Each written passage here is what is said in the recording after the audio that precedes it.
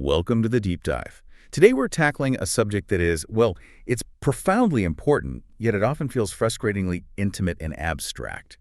We're going after the true psychological root of fascism. We're looking far beyond, the usual suspects, political systems, or economic collapse. We're going inside the mind of the individual. That's right. And our sources today are designed to really cross those disciplinary boundaries. We're pulling from deep clinical psychoanalysis, specifically the idea of the flight from freedom, but also from rigorous historical accounts, political philosophy, and even modern media theory. So our mission today is very specific, and I think it's one that might be quite surprising.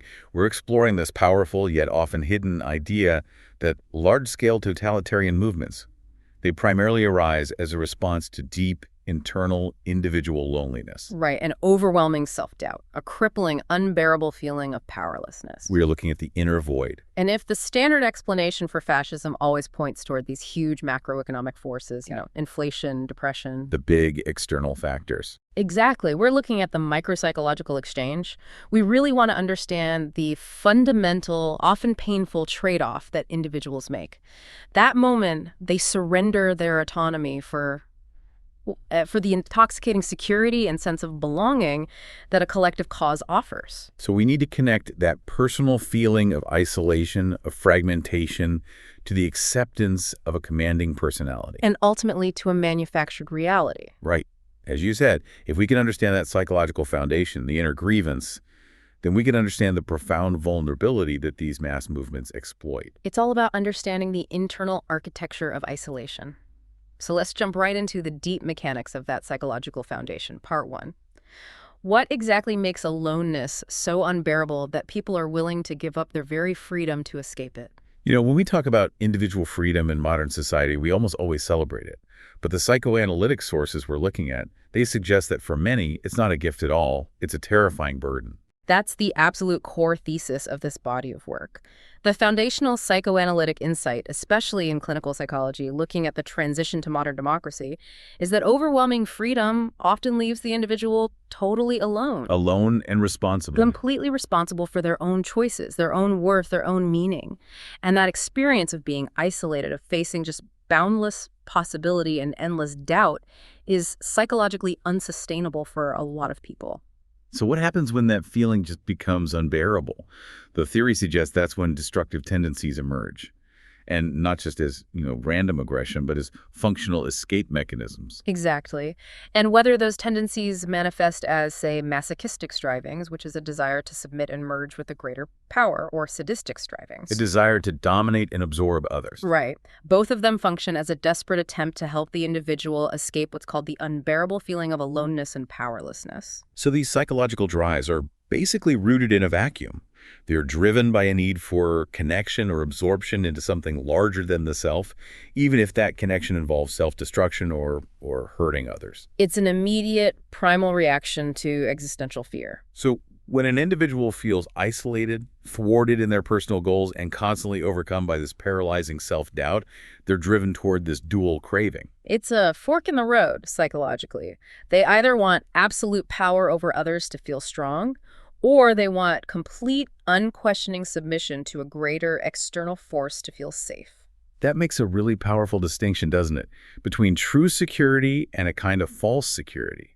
How does the theory define the kind of internal security that prevents this destructive flight?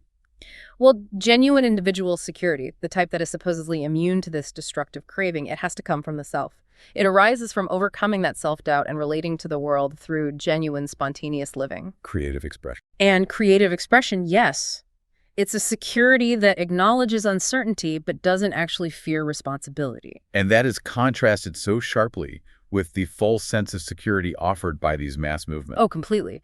That false security is rooted entirely in protection from a higher external power, the leader, the party, the ideology.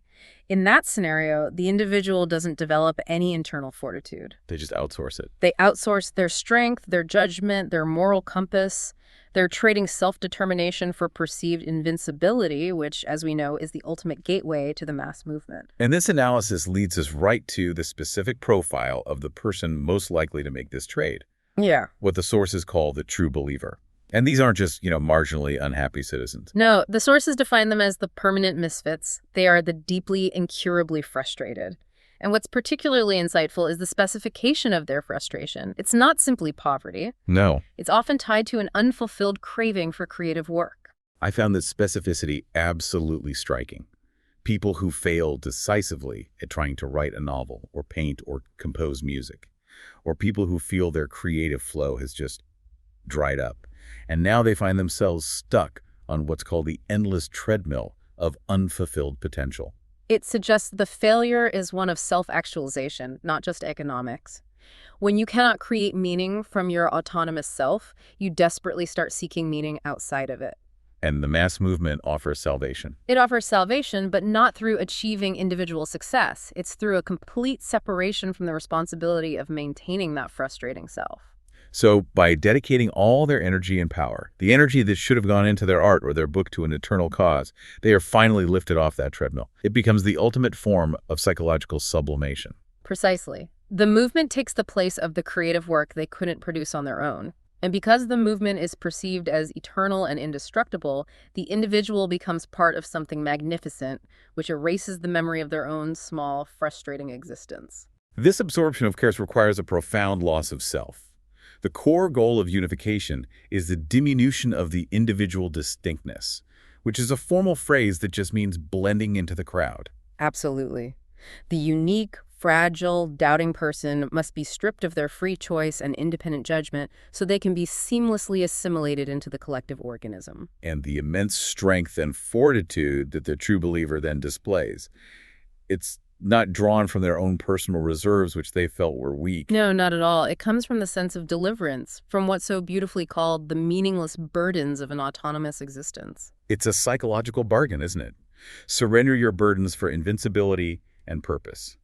And this is where that striking anecdote comes in about the German who found liberation in fascism. Yes, that anecdote perfectly captures the profound relief felt by someone making this trade. This person's happiness came from no longer being himself. He famously stated, "We Germans are so happy we are free from freedom." That is just chilling. Freedom, defined as a psychological weight, is surrendered for the perfect, ordered certainty of the collective. The individual identity is sacrificed to become part of something perceived as mighty, glorious, and indestructible. The internal isolation is immediately cured by external absorption. And that psychological cure is so powerful. I mean, if you're struggling with a deep sense of internal fragmentation, having a simple, external, powerful identity imposed upon you, one that tells you exactly what to think, who to hate, and what your purpose is, that offers immediate, intoxicating relief. Okay, so if that internal mechanism, that fight from autonomous existence, is the vulnerability, then we have to look at how modern life sets the stage for that surrender. Our sources suggest that there's a default coping solution in modernity for the isolated individual, and it's called automaton conformity. This is a crucial concept. It's the standard coping mechanism for the majority of, quote, normal individuals in modern industrial society. Instead of taking the radical step of joining a mass movement, they simply adopt entirely the personality offered by prevailing cultural patterns. So they become exactly as others expect them to be. Exactly. It's social camouflage. By assimilating so completely, the discrepancy between the vulnerable I and the overwhelming, powerful world seems to disappear. You're protected by your ability to just blend in. And critically, this eliminates the conscious fear of powerlessness and aloneness.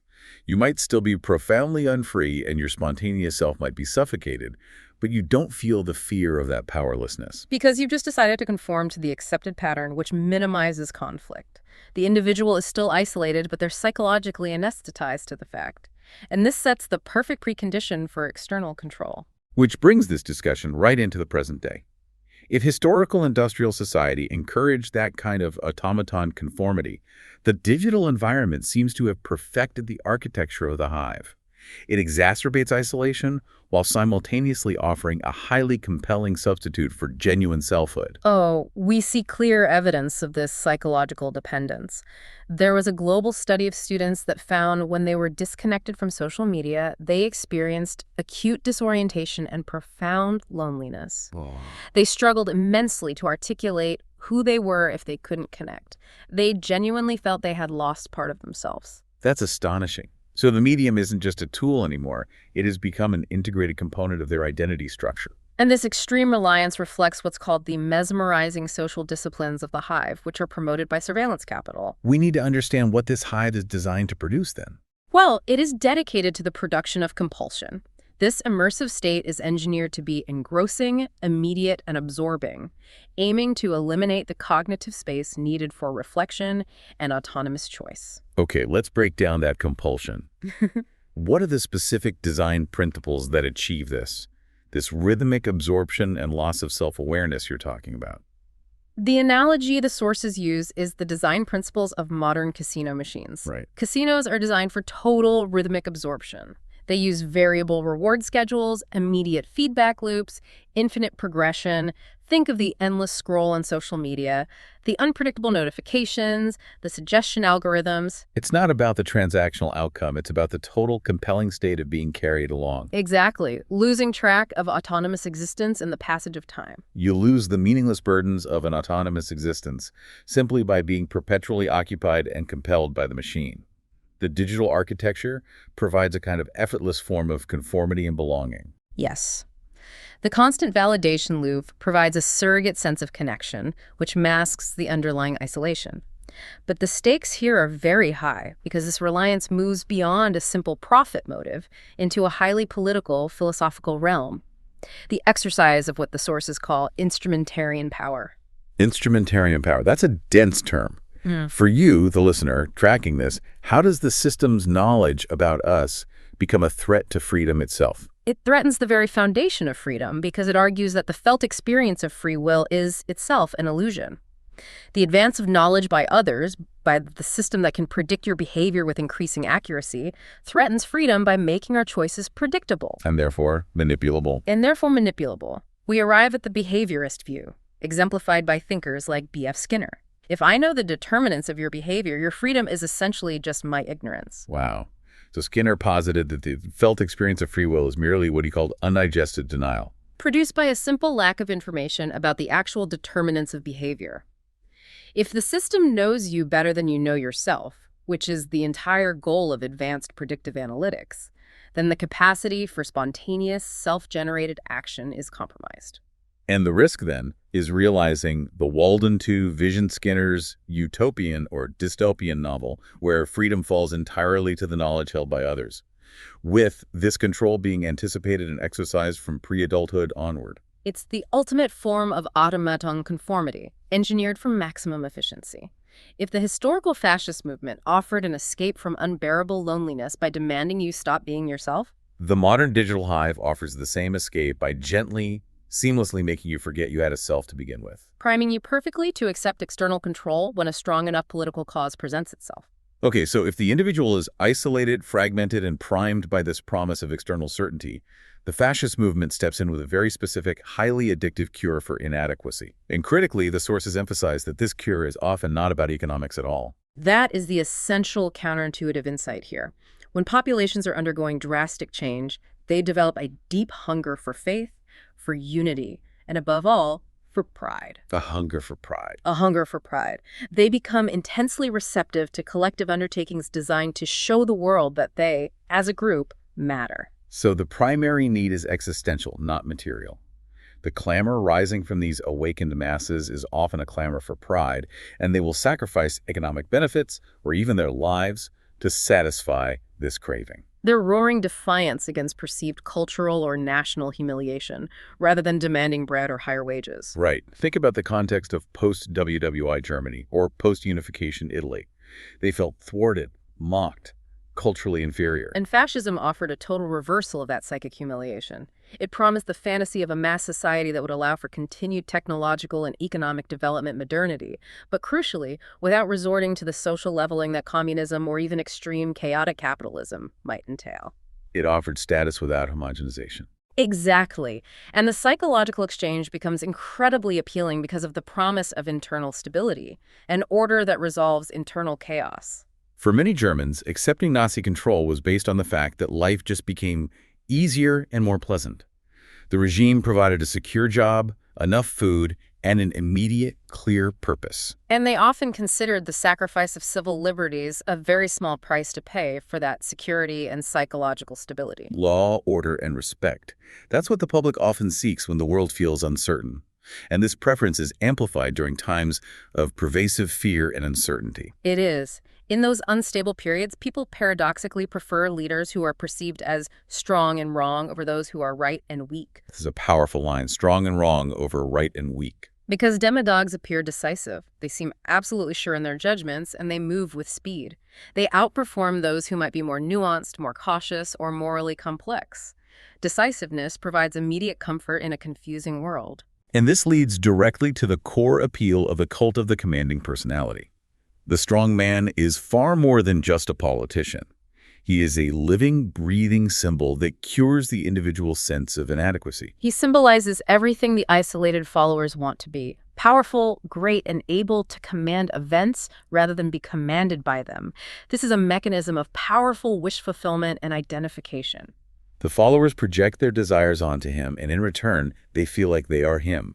They adopt his projected image. The strength of this psychological identification is phenomenal. It enables ordinary people to identify with the leader, thereby adopting the leader's carefully crafted persona. They could simply forget that Hitler was, in reality, a rather short man with poor skin and a history of personal failures. Because his symbolic image subsumes their personal inadequacies and grants them collective power. Precisely. And Mussolini, known as Il Duce, took this symbolic role to a fascinating extreme. He viewed his political mission in almost clinical terms. What do you mean by that? He explicitly viewed himself as a clinician undertaking hygienic actions. He saw it as his medical duty to defend the Italian people from degenerate elements, mafiosi, alcoholics, political dissidents. By removing them from circulation, just like a doctor. Just like a doctor. This rhetoric is a perfect example of a strong man justifying brutal control by adopting the mantle of necessary benevolent expertise. That reframes tyranny as therapy. He's not a dictator. He's the national surgeon cutting away the rot. Exactly. He was the embodiment of the national wish fulfillment, the one who would cleanse and order and modernize the nation without sacrificing its pride. And yet, the sources reveal the paradox. While projecting this image of national savior, Mussolini privately neither loved nor respected the masses he led. Of course not. The strongman's appeal is a performance built on deep contempt for the people's weakness, which he then exploited as their doctor. So once that collective identity is established, the strongman and the movement have to relentlessly enforce it through propaganda. And the system is designed to maintain isolation. Not physical isolation, but isolation from reality itself. And dependence on the movement's narrative. Right. And the sources note that the core technique of propaganda is almost childlike in its simplicity. It is, repeating a very simple idea over and over and over again until people believe it. This repetition is designed to just override complexity. Effective doctrines must be designed specifically to insulate the individual from his frustrating, doubting self and from the world as it is. And to accomplish this total break, the doctrine has to often be contrary to nature, to common sense, and to pleasure. That's a key piece of psychological insight. Why contrary to common sense? Because the complexity of reality, the messy truth, is what's being rejected. It's rejected for the simple, repeated, easily digestible lie. If it contradicts common sense, it forces the follower to rely entirely on the movement for their definition of reality. And that content often uses these highly contagious mental structures. Memes for blind faith, whether they are political, patriotic, or religious, they have their own ruthless ways of propagating themselves across the population. Spreading like an infection. Yeah. And this propagation relies heavily on a complete dedication to truth distortion, a technique practiced by totalitarians and fascists alike. The method is straightforward. Constantly state the truth as they define it, regardless of any denial of facts or external reality.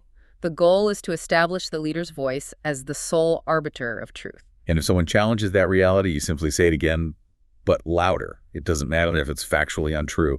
The constant, confident restatement is the pivotal technique to demoralize and isolate the truth teller. We see this reflected historically in real-time reporting. For instance, the German High Command routinely lied about basic military events recorded in the Berlin Diary. They would deny lost vessels, deny air raid alarms, lie about the extent of British bomb damage. The lie became official, documented state policy. And it was intended to maintain the constructed reality that the state was invincible and always in control. The leader also frequently employs a victim or a persecution complex to gain support. This is a brilliant rhetorical move because it flips the moral script. It does. It allows followers to feel that they, too, are downtrodden crusaders for a necessary, morally pure cause. They aren't oppressors. They are the ultimate victims, fighting for survival against invisible, powerful enemies. Look at Berlusconi in Italy. Mhm. He frequently compared himself to biblical figures like Noah, Moses, and Jesus to spread his political word. This infusion of religious imagery into the political arena creates a powerful subliminal sense that the leader and his followers are good, persecuted people spreading the good word in a land that doesn't understand them. It turns political activism into a wholly defensive crusade. Which massively reinforces that collective pride we were just talking about. Exactly. But perhaps the most insidious and effective mechanism of this manufactured reality is how it systematically destroys both internal and external trust. The Nazi spy system, the sources note, was cleverly used to undermine trust in one's fellow citizens. This is the key element that makes the isolation total. If you cannot rely on the person next to you, you have nowhere to turn for external validation of reality. And when that trust is completely gone, when speaking out to anyone, anywhere is dangerous, the totalitarian state has almost accomplished the ultimate control because you're atomized. You're fully reliant on the state's narrative to guide your actions. And this reliance sometimes manifests in truly dark ways. People reported their neighbors not out of hatred, but often out of a firm conviction that they were doing their duty as good citizens. Wow.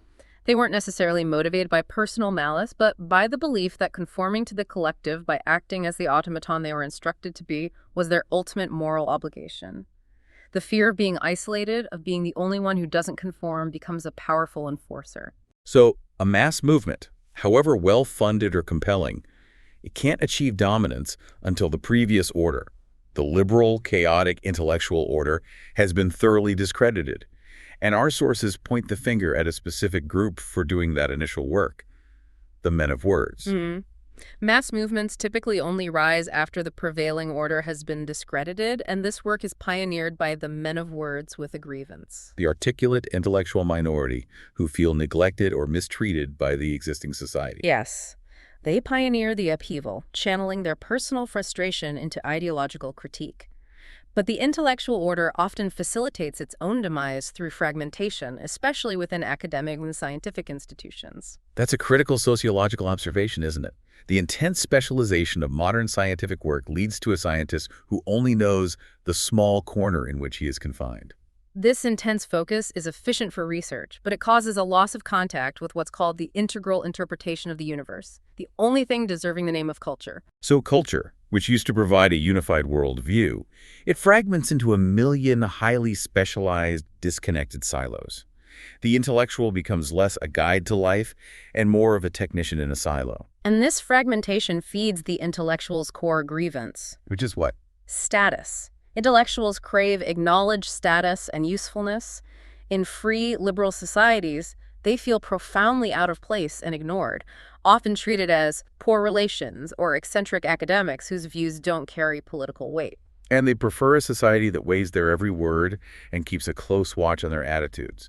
The sources state they would genuinely rather be persecuted than ignored. Persecution, at least, grants them the status of being a threat worth noticing. It satisfies their need for significance. So they use their grievance to pioneer upheavals, providing the ideological fuel. But once the movement takes hold, they are inevitably elbowed out by the ruthless fanatics and men of action, who are far better suited to the brutal, simplified management of a totalitarian state. And once those men of action are in charge, the state assumes extensive, total control over culture and aesthetics. It sees it as a primary tool to impose the new order and remake the national identity, ensuring no cultural element can offer an alternative perspective. Fascism's attempt to remake Italians, for instance, included extensive control over culture, with cinema becoming a primary emblem of fascist modernity. It was state-sponsored, high-tech, and designed to project an image of power and progress. And we see this control over culture so vividly in the arts.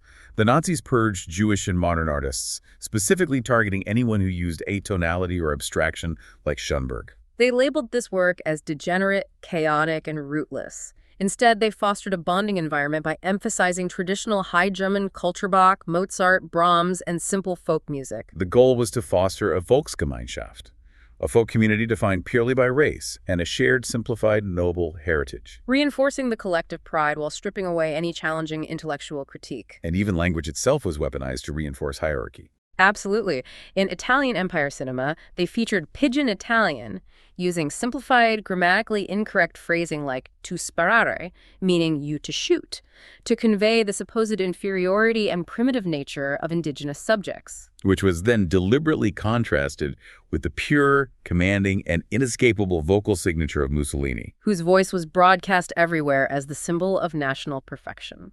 The psychological result of this cultural scrubbing is just profound. The complexity and diversity of culture, which requires intellectual freedom to thrive, is replaced by a simple, rhythmic, and compulsory aesthetic. Designed to strip away individual critique and reinforce the manufactured collective pride and sense of order. The art, like the propaganda, offers certainty where once there was doubt. So the final, successful step in assimilating the isolated individual into the collective is convincing them to surrender the complex, confusing, and temporary present for the collective, immortal future of the cause. The true believer, having rejected his frustrating self, views the current day as just a painful interlude. He sees himself as part of something eternal, stretching endlessly backward and forward in history. And this perspective allows him to let go of the burdens of the present, because his own life seems less real and less important than the cause. This detachment is enabled by the psychological attitude of the mass man who lives without history. The mass man believes that the civilization he uses, the roads, the safety, the convenience, is as spontaneous and self-producing as nature. They feel no solidarity with its basic cultural values or its arduous history, effectively transforming them into a primitive consumer who takes everything for granted and expects perfection without any effort. That sounds like a powerful source of frustration. If you feel entitled to civilization's fruits, but haven't contributed to its history, the present becomes deeply unsatisfying. Exactly.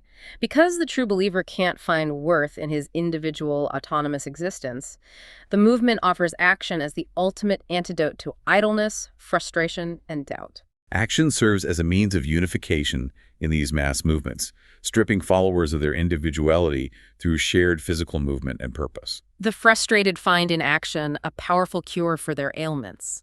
It brings self-forgetting and a profound sense of purpose and worth, stemming directly from an initial inability to act constructively or creatively in their own lives. When you're marching or executing an order, you don't have time to contemplate your personal failings. You don't. Which explains why the Nazis made such vast use of marching, massive rallies, and physical drills. Marching is the simplest form of collective absorption. It is. It kills thought and makes an end of individuality by synchronizing the physical body and overriding personal cognition. You surrender yourself to the rhythmic collective will. And what's interesting is that the leaders themselves often fit this profile of the deeply frustrated individual whose eventual success came from relentless action after years of intellectual idleness. Oh, absolutely. If you look at the biographies of the Lenins, the Trotskys, Mussolinis, Hitlers, many were acutely frustrated individuals whose talent suited them for action, but who were condemned to years of talking their heads off in cafes, living in obscurity. Before they suddenly emerged as tireless men of action, consumed by the cause. The movement gave them the stage they so desperately needed for their latent capabilities. And that drive for action, even when it's violent, can lead to shocking psychological submission in others. There's that terrifying anecdote of the man who was severely beaten by brown shirts for criticizing them. Yes, he was a vocal critic, physically and publicly brutalized. 6 months later, he joined the Nazi Party.